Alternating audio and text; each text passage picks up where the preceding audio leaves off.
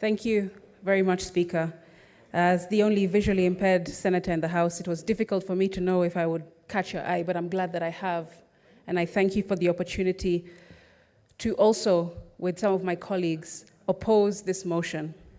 Mr. Speaker, I've heard a colleague use the book of Nehemiah to prosecute her support of this motion. But what exactly did Nehemiah say when he was urged to retreat? What was Nehemiah's decision when people were trying to distract him from his work? Mr. Speaker, Nehemiah said, I am doing a good work and I cannot come down. And that's what Gen Z are also saying to the executive and to members of parliament, that they are doing a good work, standing up, speaking for themselves and for their colleague young men and women who are out in the streets, Mr. Speaker, and they cannot come down. And neither should we in this Senate. How can we go on a recess? Why are we going on a recess? We have just come from a 3-week recess period, Speaker. Why do we need 2 more weeks to reflect? This is a house of reflection, and we have to do it while we're sitting in these seats and when we're speaking in these microphones. That's what we're here to do. Parliament stands to represent its people. Parliament, Mr. Speaker, does not close to run away from its people. I want to urge and persuade those who have not spoken yet to also concur in opposing this motion, not because of disrespect, but because of respect for the young men and women who have lost lives, who are now muted because they cannot speak due to yesterday's horrifying scenes. We can't go home. Are we trying to say that renovations of windows and offices are more important than speaking for bloodshed and lives lost yesterday? We cannot, Mr. Speaker. And I, as a young person, as the first young person speaking to this motion, as a youth in this House, I am speaking for the youth who are outside of this House. We cannot go on a recess. It is wrong, and it would be completely insensitive to do so. Mr. Speaker, darkness fears democracy. I rarely wake up in the morning wishing for my eyesight to be restored, but what a sight to be able to behold. This last week had me aching with desire to see my fellow youth in the most spectacular display of patriotism, camaraderie, and putting up a first-rate masterclass on demanding that governments be held to account for the entire world to see. And yes, they have seen. But unity, Mr. Speaker, has been violently gunned down in the streets, not by men, but by monsters who have no concern for human life. Although this government has demonstrated that lifeless Kenyan bodies are not to take precedence over their punitive finance bill, young Kenyans have looked their oppressor dead in the eye and shown them that when it comes down to the wire, there are only 2 times to be brave: when you feel like it and when you don't. My profound disappointment with the current government and its forceful assault on crowds of innocent youth, Speaker, by its nefarious police officers who have gone rogue on unarmed young citizens peacefully exercising their constitutional right towards an uncaring, a corrupt, and wasteful government in their eyes that has turned its back on them, cannot be emphasized enough, Speaker. The brute force used against young, unarmed protesters reveals the operating system built into the fabric of today's government. And when they kill us, Speaker, they're killing themselves. The arrogance from some of these top government officials has been outrageously condescending to young people, disgusting and reminiscent of narcissistic abuse. You call us wankers and clueless children of plunderers. Then you say you're proud of us for making our voices heard peacefully. Then abduct defenseless children using state machinery and escalate a peaceful demonstration of young people with phones, twigs, and water bottles in their hands into barbaric scenes of bloodshed. Young people, Mr. Speaker, were not out to kill. In fact, I was here on this premises yesterday when everything set off. And whilst I was separated from my security guard, Mr. Speaker, I also saw another member of parliament from the National Assembly who is a wheelchair user, who voted yes to the finance bill, also having been separated from his team and his aides and bodyguard. He was stranded, Mr. Speaker, couldn't run, couldn't hide in his wheelchair. And you know what happened when those kids entered this premises? 3 young boys saw this member of parliament who voted yes for the finance bill, and instead of reprimanding him, instead of reading him their minds, giving them a piece of their minds, you know what they did? They actually carried this member of parliament in his wheelchair to the tunnel so that he can go and seek refuge across in Bunge Towers. And then the 3 boys ran back and joined their fellow comrades. That's what happened. These kids don't operate in mendacity, Mr. Speaker.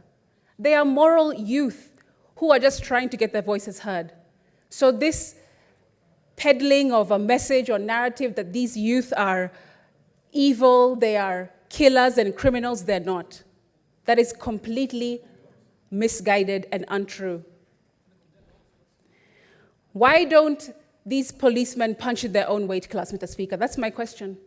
I've been asking myself, would they come into parliament and try and abduct or take on alleged criminals? They're not. That is completely misguided and untrue. Why don't these policemen punch in their own weight class, Mr. Speaker? That's my question. I've been asking myself, would they come into parliament and try and abduct or take on Aledama or Lekina? Would they be able to have the balls to come and abduct and violate the safety of Samson Cherargei? They wouldn't, Speaker, because they know that all they're doing is showing a brute force, using their shields and using their armor and using their artillery, pouring it on young, defenseless Kenyans. And you know, clinical psychologists will tell you that narcissists will first love bomb you, then they'll manipulate you, then they'll gaslight you into believing their lies, then they devalue you, and finally, Speaker, they discard you once they have what they want. We young people have seen every single stage of these narcissistic behaviors in this government. And since they complained that over 8 million of us did not come out to have our voices heard in the 2022 elections, Mr. Speaker, we are here now. And an estimated 25 million came outside in every corner of the country yesterday to say that we reject this finance bill because we would rather die on our feet than live on our knees. We are not the generation who are silenced with every carrot dangled in front of them, Mr. Speaker. We are the generation that asks questions and demands accountability because we understand that we are rich, and only if the money that we refuse tastes better than the money that we accept. Gone are the days, Speaker, when governments can rely on using methods to numb their people through controlling the media, through controlling education, and controlling the church, which used to be houses of God, and now have turned into dens of thieves. So, Mr. Speaker, we're saying as young people, go ahead, push that narrative all you want about our international financier. That's a scapegoat, because you won't find one. Unity is our financier. Liberation, passion, justice, anger, disillusionment, and dissatisfaction are all our financiers. This is the reason why I oppose going on recess, Mr. Speaker, especially at such a sensitive time in our country. Mr. Speaker, this finance bill is without a doubt designed to be esoteric. I believe that it's relied upon for citizens not to understand this document in full. The Prime Cabinet Secretary said a few days back, if the Finance Bill 2024 fails to pass, the implications are serious. It could result in a complete shutdown of the government and signal a vote of no confidence from the public. These and many statements, Mr. Speaker, are being peddled by government officials, and none of them are true. They tell the public how ominous the failure of the passing of the bill will be, but that's not true. Yet, Mr. Speaker, if the bill were to pass without the consents of the people. It will split the entire nation, and that's not what we want to see. Mr. Speaker, the president still has an opportunity to not put pen to paper. The Constitution clearly says that he has 14 days to assent to any bill that comes from Parliament, and he can still, right now, today, in this moment, decide not to sign this bill into ascension. Mr. Speaker, I just want to conclude so I can give other members a moment to also contribute, but to just say that young people are tired. Young people are exhausted. They don't have jobs. How would they have money to look for artillery and knives and guns? But still, we poured every single piece of armor on these young children yesterday, Mr. Speaker. And as a young person myself, I am disgusted, I am appalled, I am completely beside myself. And I want to conclude by saying that my heart goes out to the families and loved ones who have lost people yesterday. Mr. Speaker, I was disappointed to hear the president's speech yesterday. I'd hoped that more unity would have come from it, but there was no empathy for the pain that Kenya is feeling right now, Mr. Speaker. There was absolutely no sign of benevolence when he spoke, Mr. Speaker. Mr. Speaker, I would have hoped that the president would have come to unify, would have stood in that address and unified the nation, but instead he threatened. Instead he was glassy. Instead he was cold.